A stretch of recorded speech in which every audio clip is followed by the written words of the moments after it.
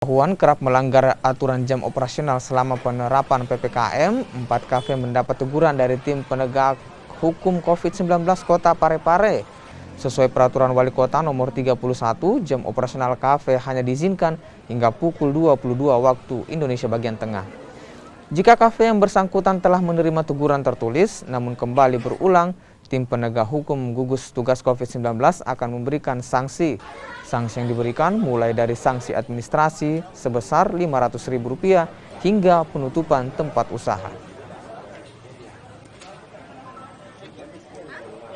Yang pertama, kita beberapa kali mendatangi minggu lalu juga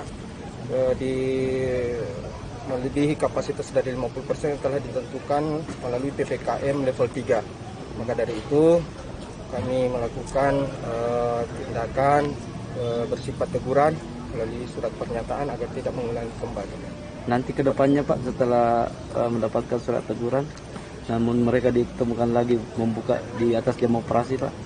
Bila mereka melanggar sesuai dengan pernyataan telah diberikan, maka akan dijatuhkan sanksi, apakah itu bersifat secara administrasi, terutama penjatuhan sanksi pembayaran denda, khususnya untuk kafe.